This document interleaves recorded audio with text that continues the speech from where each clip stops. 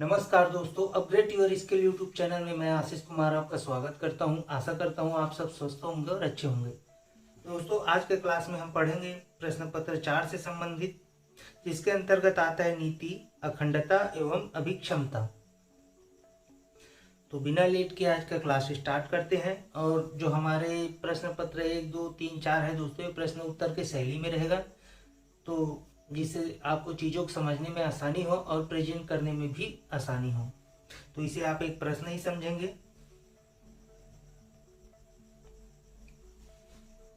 ठीक है, तो आज का टॉपिक है दोस्तों, इच्छा मृत्यु क्या है, आपके विचार में नैतिक है? इच्छा मृत्यु के संबंध में यदि अपनी तर्कणा को प्रस्तुत करना हो तो ऐसे मानवीय क्रियाकलाप के लिए कौन कौन सी शर्तें को प्रस्तुत करने चाहेंगे। ठीक है, इच्छा मृत्यु के बारे में अपना तर्क देना है और ये आ सकता है दोस्तों 150 से 250 शब्दों के बीच। तो इसे कैसे डील करेंगे, चलिए देखते हैं। तो उत्तर के शैली में दोस्तों, मृत्यु जीवन का अंतिम सत्य है, परंतु बहुत पीड़ादायक भी होता है। अगर मनुष्य असाध्य रोग से पीड़ित है तो उसकी पीड़ा बेहद मर्मांतक होती है। ठीक है, ऐसी स्थिति में यह सोचना पड़ता है कि आखिर क्यों न इसे इच्छा मृत्यु देकर इस नर की पीड़ा से मुक्ति दिलाई जाए। आगे बढ़ते हैं। इच्छा मृत्यु के संबंध में तर्क देने वालों ने अपने नैतिक पहलू होते हैं, जिसे निम्न रूप से समझ सकते हैं। ठीक है, इच्छा मृत्यु के संबंध में तर्क देने वालों के अपने नैतिक पहलू होते हैं, जिसे निम्न रूप से समझ सकते हैं। क्यों नहीं दिया जा सकता, क्यों दिया जा सकता है, इस बारे में। तो जहां सक्रिय इच्छा मृत्यु में खतरनाक दवाओं या इंजेक्शन के माध्यम से जीवन को समाप्त किया जाता है। ठीक है, याद रखेंगे, जहां सक्रिय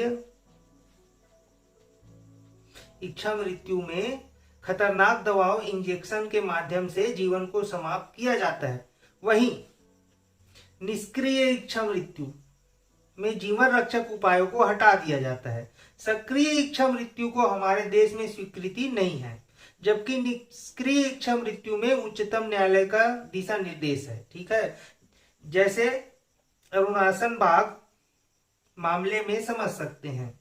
ठीक है, निजता के अधिकार में ये अरुणाचल बाग के बारे में मैं बताया हूं।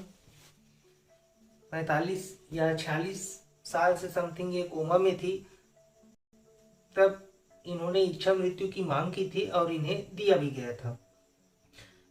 फिर भी अनेक चिंतकों ने सक्रिय इच्छा मृत्यु को नैतिक रूप से अधिक ठीक माना है, क्योंकि यह जीवन को शीघ्रता से समाप्त कर कम पीड़ा पहुंचाता है। ठीक है, आगे बढ़ते हैं। स्वैच्छिक इच्छा मृत्यु में प्रायः यह समझा जाता है कि व्यक्ति ने अपनी सहमति प्रदान की है, जबकि निष्क्रिय इच्छा मृत्यु में यह माना जाता है कि व्यक्ति के जीवन का अंत उसकी इच्छा के विरुद्ध किया गया है। अनैच्छिक इच्छा मृत्यु को एक प्रकार से हत्या के तुल्य माना जाता है। अब जानते हैं इच्छा मृत्यु पर सामाजिक दृष्टिकोण। धार्मिक विचारकों का मानना है कि जीवन ईश्वर प्रदत्त है, इसमें मनुष्य को हस्तक्षेप का कोई अधिकार प्राप्त नहीं है, इसे सिर्फ भगवान ही समाप्त कर सकता है। वहीं कुछ लोग इसे नैतिक मानते हैं, तथापि इनकी अनुमति नहीं देते हैं, क्योंकि उनका मानना है इसका दुरुपयोग हो सकता है। आगे बढ़ते हैं। इच्छा मृत्यु के समर्थकों का तर्कना है के अनुसार मृत्यु की अनुमति देते समय यह ध्यान दिया जाना चाहिए कि मृत्यु दर्द रहित हो, साथ ही व्यक्ति का सम्मान बना रहे।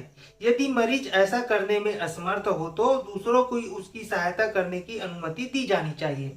ठीक है, यहाँ पे तर्क वितर्क वाली बात है। आगे बढ़ते हैं।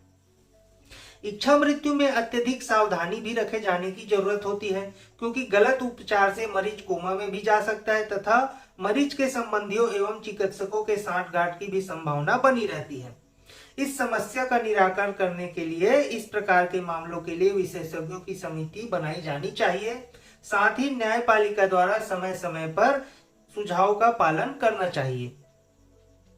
इच्छा मृत्यु के संबंध में उत्पन्न नैतिक दुविधाएं, इनके भी बारे में थोड़ा चर्चा कर लेते हैं।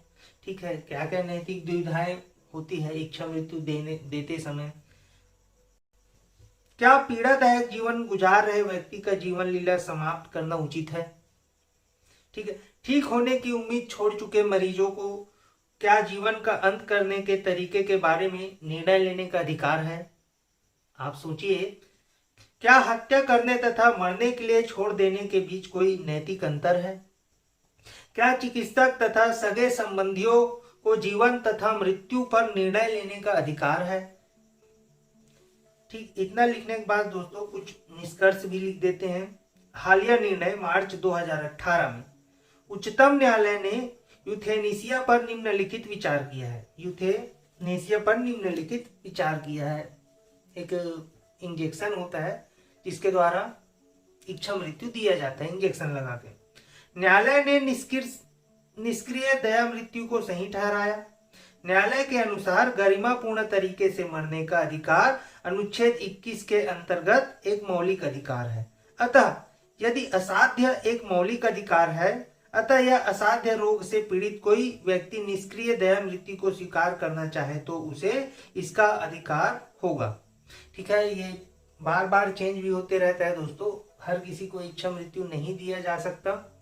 मतलब ये डिपेंड करता है सामने वाले की स्थिति कैसी है, वो देख के इच्छा मृत्यु दिया जाता है।